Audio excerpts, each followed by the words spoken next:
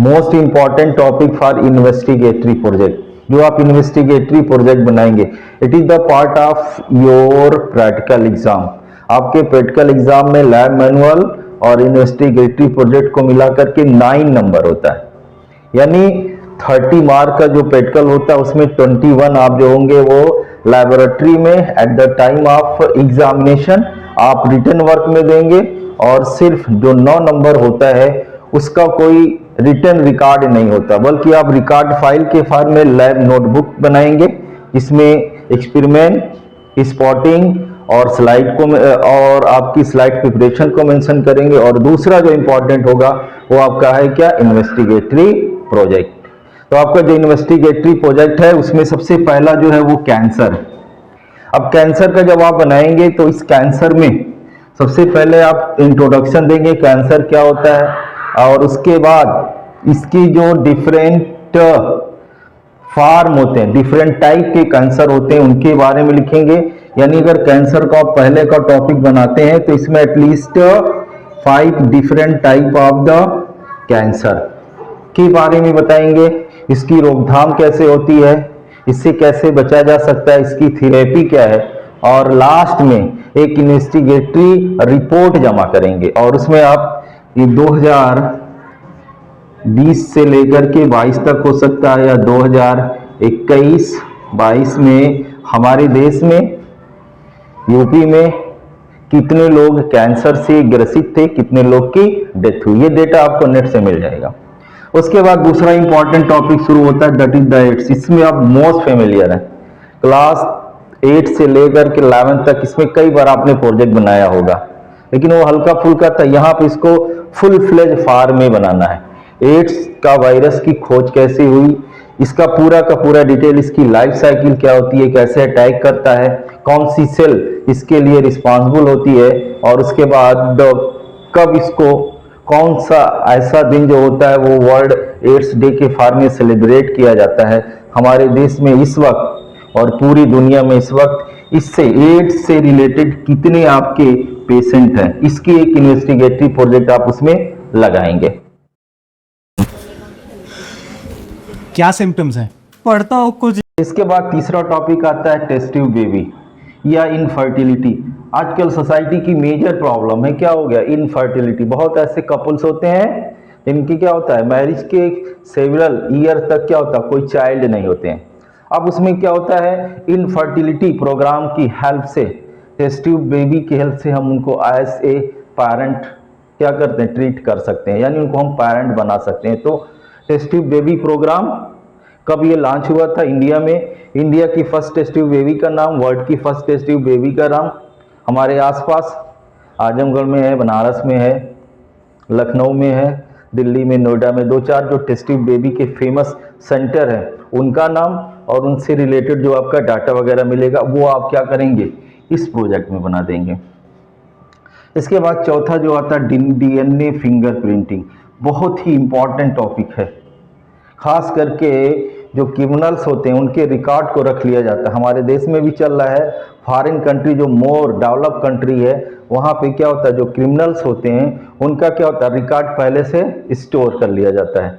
अब उसके बाद जहाँ पे विक्टिम वगैरह होती है वहाँ पर जो क्लू मिलता है, सबसे इम्पॉर्टेंट जो होता है कि हम कहीं पर कोई भी प्रॉब्लम अराइज होती, छोटा से छोटा भी अगर केस होगा तो वहाँ से हम डीएनए को कलेक्ट कर सकते हैं। क्योंकि एक जो हेयर फॉलिकल होगी, अगर थोड़ा बहुत कुछ भी फाइटिंग वगैरह होगी या थोड़ा सा भी हुआ होगा तो वहाँ पे फॉलिकल मिलेगा, और उस हेयर फॉलिकल को कलेक्ट करके हम डीएनए फिंगरप्रिंटिंग कर सकते हैं। और इसके बेस पर जो सस्पेक्शियस लोग होते हैं उनको क्या किया जाता है, ट्रेस किया जा सकता है। उसके बाद पैटर्निटी के लिए ये बहुत ही इंपॉर्टेंट है, रियल सन है कि नहीं। कभी कभी प्रॉब्लम अराइज हो जाती है, डिस्प्यूट होता है, एक ही चाइल्ड के 2 मदर्स जो होती हैं वो खड़ी हो जाती हैं कि मेरा बच्चा ये मेरा बच्चा है।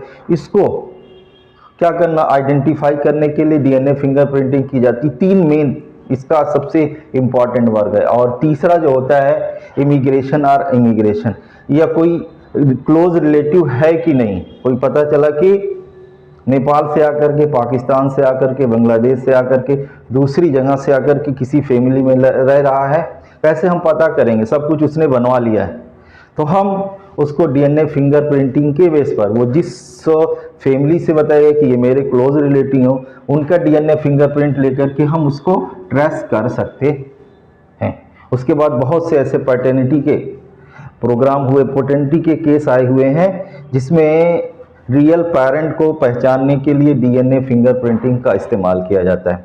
इसका यूज़ हो रहा है, कितने केस हमारे देश में हुए हैं, वर्ल्ड में हुए हैं, इसका भी आप चाहेंगे तो एक इन्वेस्टिगेटरी रिपोर्ट बना करके अच्छे से लगा सकते हैं।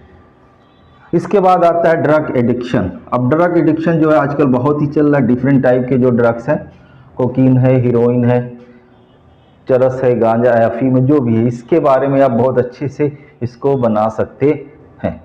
फिर आता है एंटीबायोटिक्स। सबसे इम्पॉर्टेंट जो रोल हो गया हमारी सोसाइटी में मेडिसिन में, वो एंटीबायोटिक्स का है। ऐसे ऐसे एंटीबायोटिक्स बना दिए गए हैं कि जो झोला छाप डॉक्टर होते हैं वो भी क्या करते हैं, सर्जिकल ऑपरेशन कर देते हैं और इसी एंटीबायोटिक्स को दे करके क्या करते हैं, मरीज को सही कर देते हैं। तो एंटीबायोटिक्स की खोज कब हुई थी, किसने किया था, आजकल कितनी एंटीबायोटिक्स हैं, हमारे देश में कौन कौन सी चल रही है, कौन सी ऐसी एंटीबायोटिक्स है जो फॉरेन में चल रही है, हमारे देश में अभी तक नहीं आई है, ये सब हम चाहें तो इसमें बना सकते हैं। उसके बाद आता है पोल्यूशन। पोल्यूशन कोई ऐसा टॉपिक नहीं है जिसको पोल्यूशन एंड पॉपुलेशन, इससे आप मोस्ट फेमिलियर हैं। डिफरेंट टाइप के पोल्यूशन, साउंड है, एयर है, उसके अलावा वाटर है, उसके बाद आजकल जो होता है ई वेस्ट वाला पोल्यूशन चल रहा है। जो भी आपको लगता है जितना भी पॉसिबल है आप इसमें बना सकते हैं। उसी तरह से पॉपुलेशन जो हो गया, पॉपुलेशन में भी आप बना सकते हैं पूरा का पूरा। ये तो बहुत ही फेमस टॉपिक है, पोल्यूशन और पॉपुलेशन बहुत इजी बनेगा। इस पे जो क्वेश्चन होंगे वो भी आपके क्या होंगे, इजी होंगे।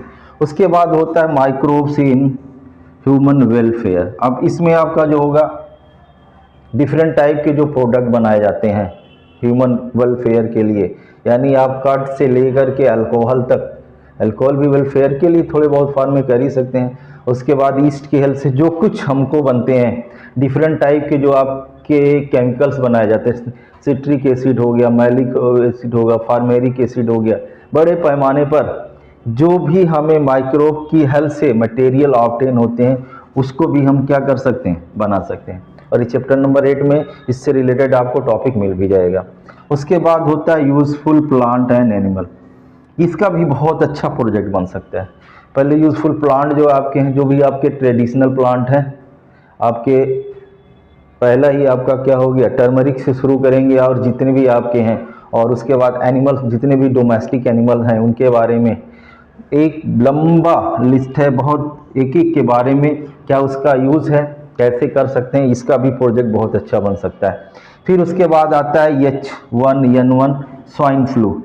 ये दोनों जो है क्योंकि करंट में थोड़ा सा सोसाइटी में इसका इफेक्ट है, तो जो इसका चूँकि टॉपिक टिपिकल भी है और इसको आपको फिर सर्च करना पड़ेगा नेट की हेल्प से, या तो फिर आपको डिस्ट्रिक्ट हॉस्पिटल में जाना पड़ेगा, वहाँ से कंसर्न करना होगा।